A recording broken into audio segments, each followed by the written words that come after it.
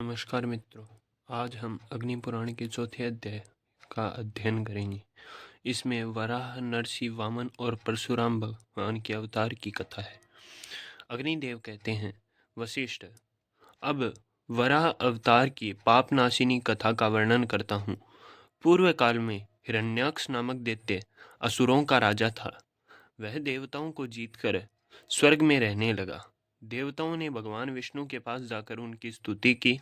तब उन्होंने यज्ञ वराह रूप धारण किया और देवताओं के लिए कंटक रूप उस दानव को दैत्य सहित मारकर धर्म एवं देवताओं आदि की रक्षा की।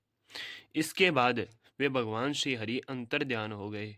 हिरण्याक्ष के एक भाई था जो हिरण्यकश्यपु के नाम से प्रसिद्ध था। उसने देवताओं के यज्ञ भाग अपने अधीन कर लिए और उन सब के अधिकार छीनकर वह स्वयं ही उनका उपभोग करने लगा।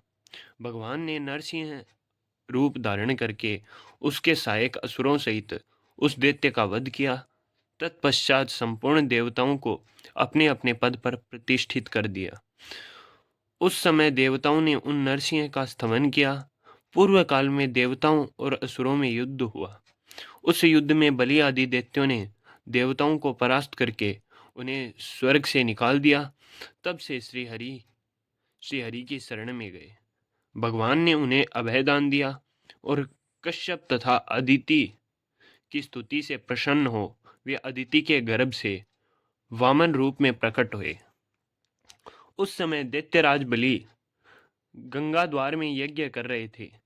भगवान उनके यज्ञ में गए और वहां यजमान की स्तुति का गान करने लगे। वामन के मुख से वेदों का पाठ सुनकर राजा बलि उन्हें वर देने को उद्यत हो गए और शुक्राचार्य के मना करने पर भी बोले, ब्राह्मण, आपकी जो इच्छा हो मुझसे मांगो, मैं आपको वह वस्तु अवश्य दूंगा। वामन ने बलि से मुझे अपने गुरु के लिए 3 पग भूमि की आवश्यकता है, वही दीजिए। बलि ने कहा, अवश्य दूंगा। तब संकल्प का जल हाथ में पड़ते ही भगवान वामन अवामन हो गए। उन्होंने विराट रूप धारण कर लिया और भूवरलोक व स्वर्गलोक को अपने 3 पगों से नाप लिया।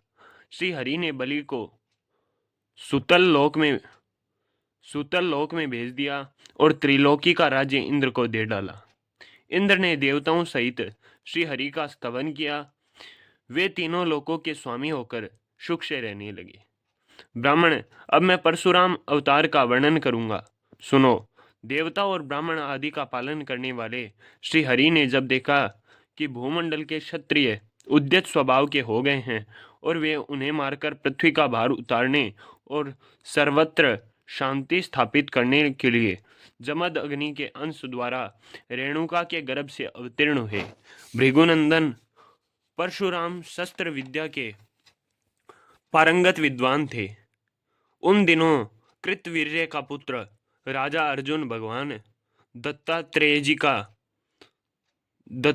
जी की कृपा से 1000 बाहें पाकर समस्त भूमंडल पर राज्य करता था। एक दिन वह वन में शिकार खेलने के लिए गए।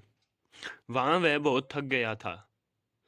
उस समय जमदग्नि मुनि ने उसे सेना सहित अपने आश्रम पर निमंत्रित किया और कामधेनु के प्रभाव से सबको भोजन कराया। राजा ने मुनि से कामधेनु को अपने लिए मांगा, किंतु उन्होंने देने से इनकार कर दिया। तब उसने बलपूर्वक उस धेनु को छीन लिया। यह समाचार पाकर परशुराम जी ने है पुरी से जा उसके साथ युद्ध किया और उस फरसे से उनका मस्तक काटकर रणभूमि में उसे मार गिराया। फिर वे कामधेनु को साथ लेकर अपने आश्रम पर लौट आए।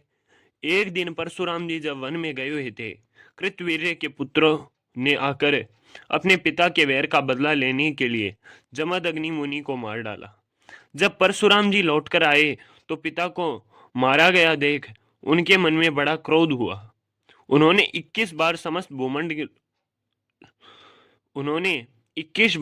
समस्त भूमंडल के क्षत्रियों का संहार किया। फिर कुरुक्षेत्र में 5 कुंड बनाकर उन्होंने अपने पितरों का तर्पण किया और सारी पृथ्वी कश्यप मुनि को दान देकर वे महेंद्र पर्वत पर रहने लगे। इस प्रकार कुरम, वराह, नरसिंह, वामन तथा परशुराम अवतार की कथा सुनकर मनुष्य स्वर्गलोक में जाता है। बोलो श्री कृष्ण भगवान की जय।